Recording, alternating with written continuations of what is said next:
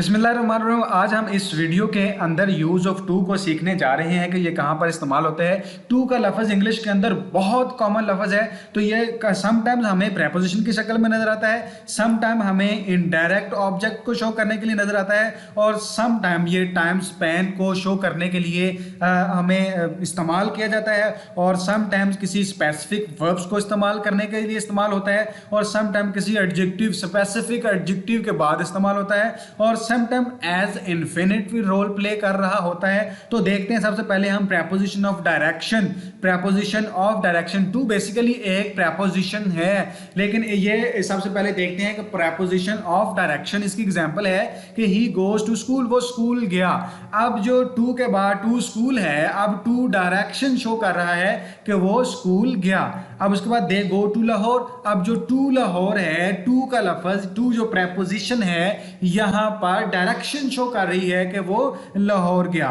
इस तरह दूसरी एग्जांपल देखते हैं कि इनडायरेक्ट ऑब्जेक्ट को शो करने के लिए हम टू का लफ्ज इस्तेमाल करते हैं, जिस तरह के I gave book to Ali, मैंने अली को बुक दी। ठीक है, यानी कि जहां पर इस सेंटेंस में जो बुक है ये डायरेक्ट ऑब्जेक्ट है और इनडायरेक्ट ऑब्जेक्ट अली है, तो इनडायरेक्ट ऑब्जेक्ट को यूज करने के लिए हमने टू का लफ्ज इस्तेमाल किया।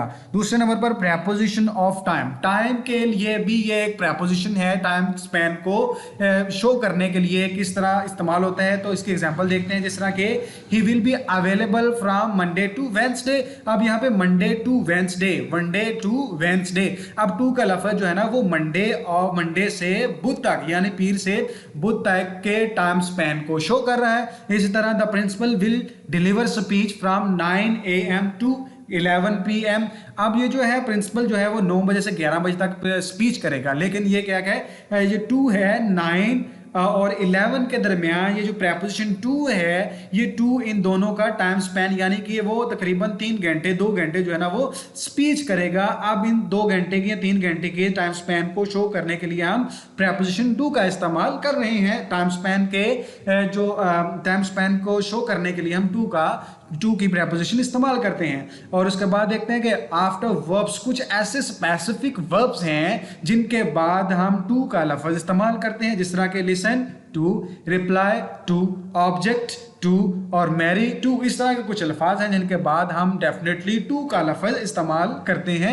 ये एज अ प्रेपोजिशन यहाँ पर यूज हो रहा है। अब यहाँ पे कुछ स्पेसिफिक एडजेक्टिव हैं जिनके बाद टू का लफ्ज जरूर इस्तेमाल किया जाता है, अदरवाइज ये इंग्लिश का सेंटेंस हमारा गलत कंसीडर होता है। जिस तरह के काइंड का लफ्ज है, एक एडजेक्टिव है यानी कि रहम दिल होना, तो काइंड के साथ हम टू का लफ्ज इस्तेमाल करेंगे। इस तरह लॉयल है, लॉयल और डिसलॉयल दोनों का मतलब होता है, लॉयल का मतलब वफादार और डिसलॉयल का मतलब होता है बेवफा। इन दोनों के साथ भी टू का लफ्ज इस्तेमाल होता है। नेस्टी के साथ भी हम टू की प्रेपोजिशन यूज करते हैं। अब इसके बाद इनफिनिट। अब यहां पर देखें, ये एग्जांपल देखें, to go, to speak, to write, to win. अब ये यहां पर ये जो टू है, ये नॉट प्रेपोजिशन, यहां पर टू प्रेपोजिशन नहीं है, बल्कि टू इनफिनिट का रोल प्ले कर रही है, यानी कि टू के बाद हमेशा पहली फॉर्म इस्तेमाल होगी। अब इनफिनिट क्या है, अब इसको समझने के लिए आपको मेरी दूसरी वीडियो देखनी पड़ेगी।